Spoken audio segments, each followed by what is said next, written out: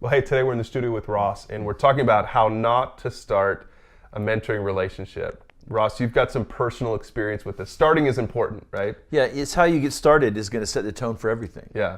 Yeah. So how should you not start? Well, what I've discovered is in a couple of instances that the relationship never really got off the ground because I was a little clumsy in how I introduced it to someone who wasn't necessarily familiar with what we do. Right. Okay. Now you don't have to use specific names because someday hopefully they'll be mentoring, right? But give us a couple examples of what not to do, right? Yeah. Well, I have one friend that I do some activities with, and he doesn't attend our church. I don't know exactly where he is with faith, so I thought this would be a great opportunity for me to learn more about how to do mentoring with someone who's maybe not a church core person or whatever. Right. And he's in the business world, so he's familiar with his idea of mentoring. Right. So I said, hey, one day, hey, do you want to consider a mentoring type relationship? And I explained a little bit. I said, we've got this library. I'll send you. We'll sit down and look at a topic, and I explained the flex method, and then we'll talk about it together. And he said, okay.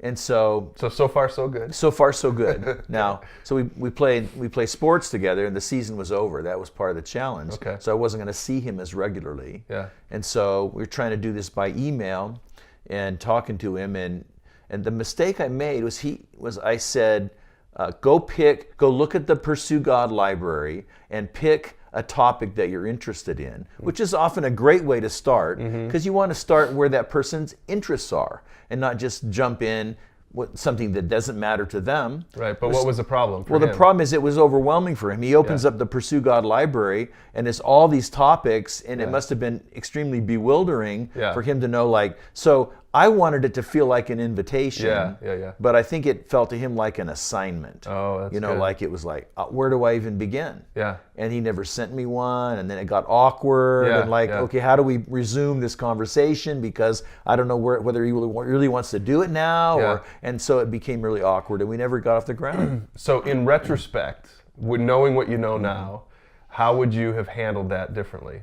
Well, a couple of possibilities. Okay. I would have said maybe ease into it a little bit more relationally. Okay. Say, hey, let's have a cup of coffee. We'll sit down together, and then I could open the Pursue God library on my phone and show it to him maybe, or I could maybe choose 3 or 4 possible topics from which he could select one. Or it would be great if I could have used a tool. Now we have this tool now, but we didn't have the time to send out an initial video to a new mentoree to say, here's kind of how it works. Here's how it works. So and we'll put a link to that below. Just how Pursue God Mentoring works. Right. Just some introductory helps them to understand. Right. So he was, I think, thinking about mentoring from a business perspective is probably one of the problems, and then the other problem was this.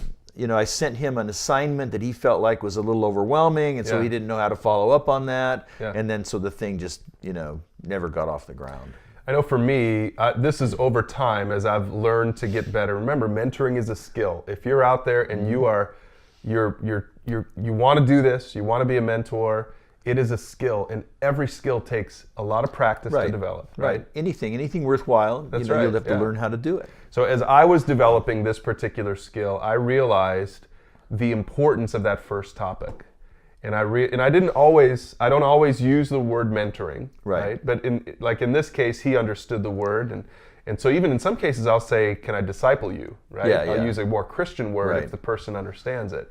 Mentoring, discipling, or sometimes you're just like, hey, you want to get together and talk. Right? It doesn't really matter. Just use the word that makes the most sense for the person. Right, because we know what the end game is. We know what we're trying to accomplish, helping someone go full circle. Right. And so it doesn't matter how we get into that relationship and how we advance it. But what I learned was maybe just being a little more sensitive to where that person is coming from, what they already know or don't know, and tailoring the approach or the initial approach to fit better with their perception of things.